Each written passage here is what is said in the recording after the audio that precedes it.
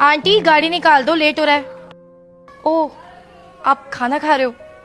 हाँ मेम साहब, मुझे ना बहुत तेज की भूख लगी थी तो सोचा कि खाना खा लेती हूँ। मेम साहब बस 5 मिनट में खाना खा लूँ, फिर निकालती हूँ आपके लिए गाड़ी। ठीक है, आप पहले खाना खा लो फिर निकाल देना। ये रोटी आप प्याज से क्यों खा रहे हो? सब्जी नहीं लाए क्या आप? वो क्या है ना बेटा, सुबह मेरे पास इतना टाइम नहीं होता कि मैं अपने लिए सब्जी बना सकूं, इसीलिए फटाफट आटा गूंथती हूँ, 2 रोटी बनाती हूँ, प्याज रखती हूँ और आ जाती हूँ, क्योंकि यहाँ पर भी टाइम से पहुंचना होता है ना। मेम साहब मुझे बहुत अच्छा खाना बनाना आता है, पर सुबह मेरे पास टाइम नहीं होता ना, इसीलिए नहीं बना पाती हूँ। देखिए ये गोल गोल रोटी भी मैंने बनाई है। लेकिन क्यों आंटी, आपके घर में कोई और नहीं है जो खाना बना दे? है ना मेम साहब, मेरी 2 बेटियां हैं। तो वो लोग आपके लिए खाना क्यों नहीं बनाते हैं और आप क्यों बनाते हो?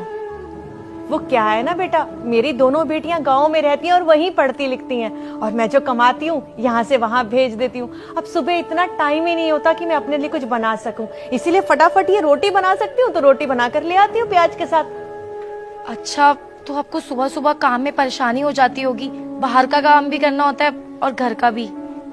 वो क्या है ना बेटा, 2 जवान लड़की हैं, उनकी जिम्मेदारी भी है, उनकी शादी भी करनी है।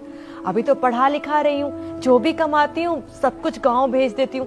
थोड़े से पैसे रखती हूँ अपने पास, और वो इसलिए रखती हूँ कि बेटियों की शादी भी करनी है। अब बेटा अगर वो मैं अपने खाने पीने में खर्च कर दूंगी तो बेटियों की शादी कैसे करूंगी, इसीलिए जो रूखा सूखा मिलता है ना वही ले आती हूँ। और सब्जी इतनी महंगी हो रही है, सब्जी खरीदती रहूंगी तो फिर बच्चों की शादी नहीं कर पाऊंगी। हम गरीब लोग ऐसे ही होते हैं, बच्चों के लिए सोचते रहते हैं हमेशा। हाँ आंटी, आप बिल्कुल सही कह रहे हो, मजबूरी ना इंसान से सब कुछ कराती है। आप एक काम करो, मैं अंदर से सब्जी लेकर आती हूँ, आप उसके साथ खा लेना।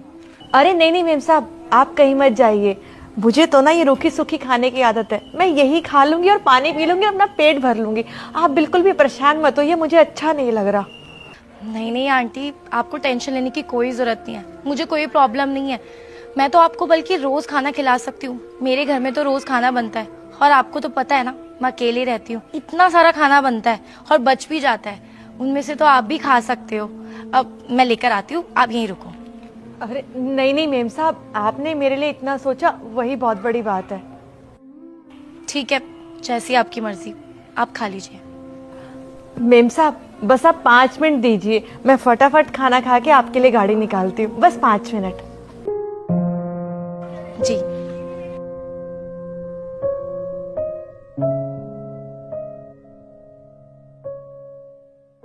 खाना तो हो गया, एक काम करती हूँ फटाफट मेम साहब के लिए गाड़ी निकाल लेती हूँ। अरे ये लंच बॉक्स कौन रख गया, और ये देखती हूँ।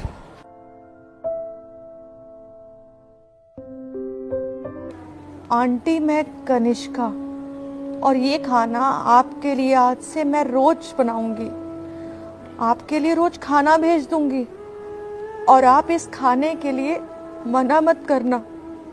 सोचना कि आपकी अपनी बेटी ने आपके लिए खाना भेजा है। और हाँ, आज से आपको खाने की चिंता करने की कोई जरूरत नहीं है।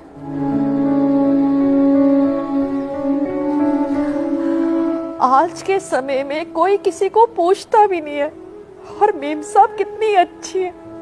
अरे हम जैसे छोटे लोग गरीब लोगों के लिए कितना सोचती है। भगवान मेम साहब को लंबी उम्र दे, मेरी भी उम्र लग जाए मेम साहब को तो।